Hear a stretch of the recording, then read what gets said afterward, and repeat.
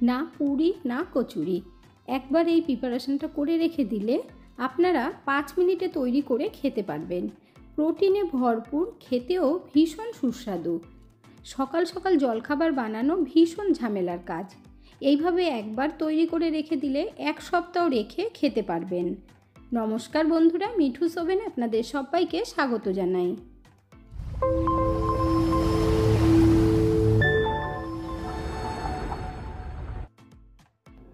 প্রথমে যেই কাজটা করব তার জন্য লাগবে একটা ফ্রাই প্যান, আর এর মধ্যে এখন ভেজে নেওয়ার জন্য দিয়ে দিলাম 1/2 কাপ পরিমাণে কাঁচা বাদাম।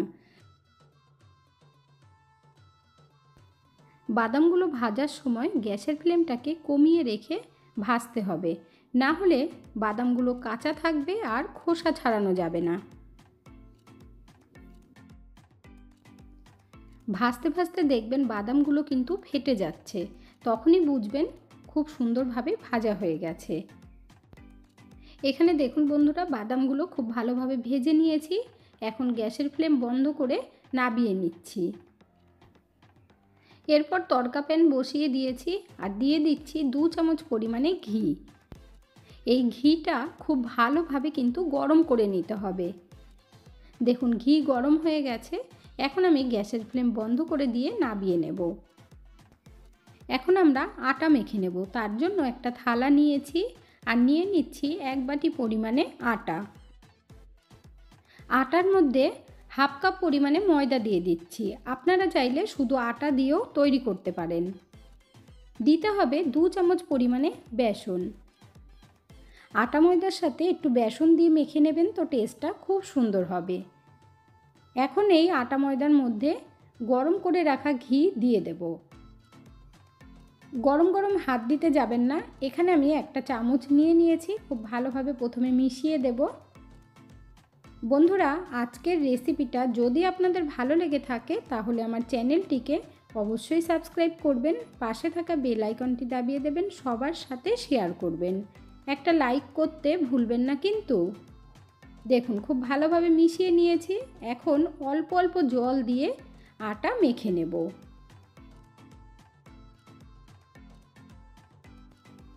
আটা মাখার সময় একটু খেয়াল রাখবেন, কারণ খুব বেশি নরম কিন্তু আমরা করব না।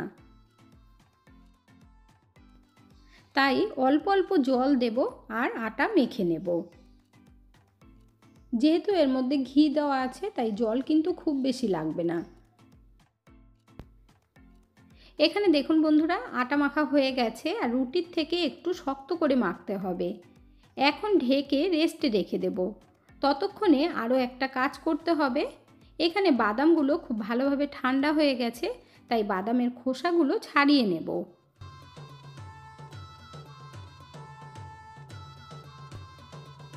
বাদামের খোসাগুলো দেখুন ছাড়ানো হয়ে গেছে। এখন এই বাদামগুলোকে গুঁড়ো করতে হবে। তার জন্য মিক্সির জারের মধ্যে দিয়ে দিচ্ছি। আর মিক্সিটাকে ঘোরানোর সময় কিন্তু একটু হালকা হালকা রেখেই ঘোরাতে হবে। এরপর তড়কা প্যান আবার বসিয়ে দিয়েছি। দিয়ে দিচ্ছি 2 চামচ পরিমাণে ঘি। ঘিটা খুব ভালোভাবে কিন্তু মেল্ট করে গরম করে নিতে হবে। তারপর 1 চামচ বেসন দিয়ে দেব। আর এই বেসনটা খুব ভালোভাবে ভেজে নিতে হবে। যখন দেখবেন খুব সুন্দর একটা সেন্ট বেরিয়েছে, তখন গ্যাসের ফ্লেমটা অফ করে দেবেন। কয়েক সেকেন্ড টাইম লাগবে বেসন ভাজতে।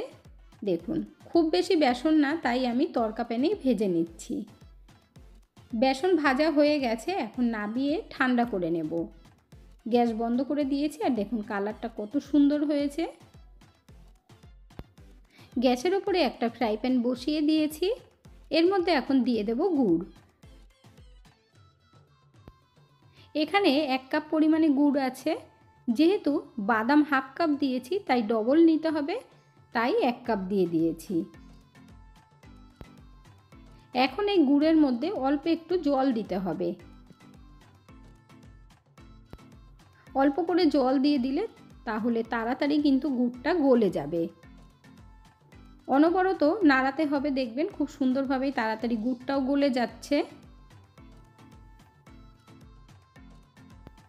গুড়ের মধ্যে দেখবেন পিঁপড়ে বা কোনো পোকাও থাকে, নোংরাও থাকে। তার জন্য যেই কাজটা করতে হবে সেটা আপনাদেরকে আমি পরে দেখিয়ে দেব। গ্যাসের ফ্লেমটাকে বাড়িয়ে দিয়ে গুড়টাকে খুব ভালোভাবে গলিয়ে নেব। আর এই গুড়টাকে কিন্তু আমরা কোনো 1-2 তারের কিছুই করব না, শুধু জাস্ট একটু জাল দিয়ে নেব। দেখুন গুড় একদম ভালোভাবে গলে গেছে আর একদম পাতলাও হয়ে গেছে।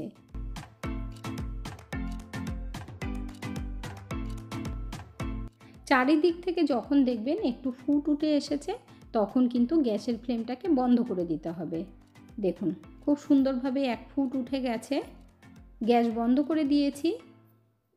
এখানে আমি একটা ছাঁকনি নিয়েছি, এবার গুড়টাকে ছেঁকে নিচ্ছি। এতে করে গুড়ের মধ্যে পিঁপড়ে বা কোনো পোকা থাকলে বা কোনো নোংরা থাকলে সেটা বেরিয়ে যাবে।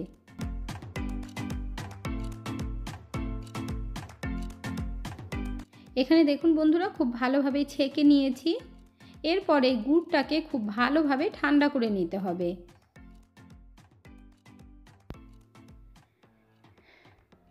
গুড় খুব ভালোভাবে ঠান্ডা হওয়ার পর দেখুন একটু জমে গেছে, এতে করে কোনো কিন্তু অসুবিধে হবে না। এখন এই গুড়ের মধ্যে গুঁড়ো করে রাখা বাদাম দিয়ে দিচ্ছি। আমরা যে বেসন ভেজে রেখেছিলাম দেখুন এর মধ্যে এখন দিয়ে দেব। আর এটাও কিন্তু একদম ঠান্ডা হয়ে গেছে। সব কিছু দেওয়ার পরে খুব ভালোভাবে মিশাতে হবে। এরপর হাত দিয়ে খুব ভালোভাবে মেখে নিতে হবে এই গুড়ের সাথে সব উপকরণগুলো। আর এই গুড়ের মধ্যে এখন আরও একটা উপকরণ আমরা মিশিয়ে দেব, তাতে করে টেস্টটা কিন্তু খুব সুন্দর হবে আর পুরো শক্ত হয়ে যাবে। তার জন্য দেখুন এখানে আমি ডেসিকেটেড নারকেলের গুঁড়ো নিয়েছি। অল্প অল্প করে নারকেলের গুঁড়োটা দেবেন, একবারে বেশি দিতে যাবেন না। আর আপনাদের ঘরে যদি এই ডেসিকেটেড নারকেল না থাকে তাহলে আপনারা কাঁচা নারকেল দিতে পারবেন।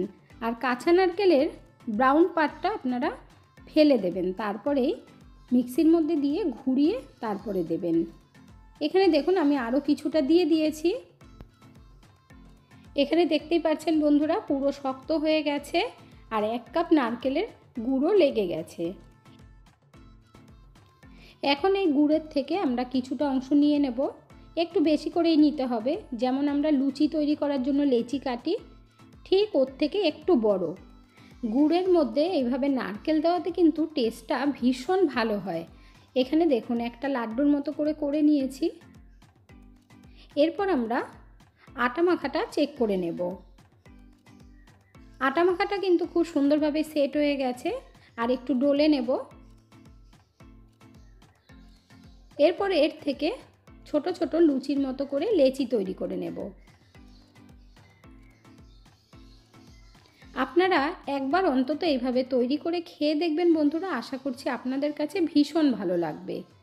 এরপর একটা লেচি নিয়ে নিয়েছি, তারপর লেচিটাকে একটু বড় করে ছড়িয়ে নেব। দেখুন এইভাবে ছড়িয়ে নেওয়ার পর এই লুচিটার ওপরে দিয়ে দেব গুড়ের তৈরি একটা বল। দেখুন বলটাকে বসিয়ে দিয়ে হাত দিয়ে এইভাবে প্রেস করে দিতে হবে। এরপর আরও একটা লেচি নিয়ে নিয়েছি, হাতের মধ্যে এইভাবে গোল করে ঘুরিয়ে চেপে তারপর একটু বড় করে নিতে হবে। দেখুন এইভাবে বড় করে নেওয়ার পর গুড়ের ওপরে বসিয়ে দেব। দেখুন তারপরে আস্তে আস্তে চেপে দিয়ে হাতের মধ্যে তুলে খুব ভালোভাবে চারোদিক থেকে এইভাবে সিল করে দিতে হবে, যেন একটুও বেরিয়ে না যায়, সেটা কিন্তু অবশ্যই খেয়াল রাখবেন। দেখুন পুরো ভালোভাবে সিল করে দিয়েছি। দেখুন বন্ধুরা কতটা সুন্দর লাগছে দেখতে। তৈরি হয়ে গেল 1 পিস। এবার আমরা বেলে নেব, তার জন্য একটু শুকনো আটা দিয়ে দিচ্ছি।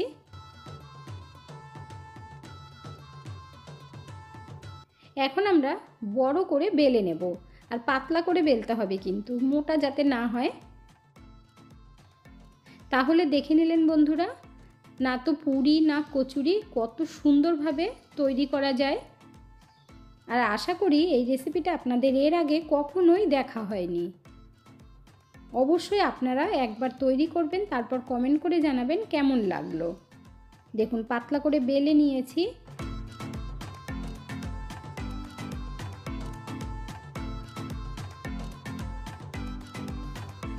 দেখুন বন্ধুরা, গুড়টা কিন্তু খুব ভালোভাবে ছড়িয়ে গেছে, আর বেলতেও কিন্তু একটুও কোনো রকম অসুবিধে হয়নি। এখন আমরা ভেজে নেব। ফ্রাই প্যান বসিয়ে দিয়েছি, গরম হয়ে গেছে, এর মধ্যে দিয়ে দিলাম। এরপর উল্টে পাল্টে খুব সুন্দর করে ভেজে নিতে হবে। দেখুন এক সাইড হয়ে গেছে, আর একটু আস্তে আস্তে উল্টাবেন, কারণ এই সময় নরম আছে। চারিদিকটা একটু চেপে চেপে দেবেন, তাহলে দেখবেন খুব সুন্দরভাবে ফুলে উঠেছে। বন্ধুরা, এখনো পর্যন্ত যারা একটা লাইক বা কমেন্ট করেননি অবশ্যই করে দেবেন। এভাবে ঘুরিয়ে ঘুরিয়ে ভেজে নিতে হবে। দুই দিকটা ভালোভাবে ভাজার পর দিয়ে দেব ঘি। এখানে আমি অল্প করে ঘি ব্রাশ করে দিচ্ছি, আপনারা চাইলে তেল দিয়ে ভাজতে পারেন। ঘি দিয়ে ভাজলে সেন্টটা খুব সুন্দর আসে। এরপর উল্টে পাল্টে লাল লাল করে ভেজে নেব। দেখুন এই দিকেও কালারটা কতটা সুন্দর হয়েছে, আর খুব সুন্দরভাবে কিন্তু ফুলেও যাচ্ছে। একইভাবে এই পাশটাতেও ঘি লাগিয়ে দিচ্ছি। দেখুন এইভাবে অল্প ঘিতেও হয়ে যায়।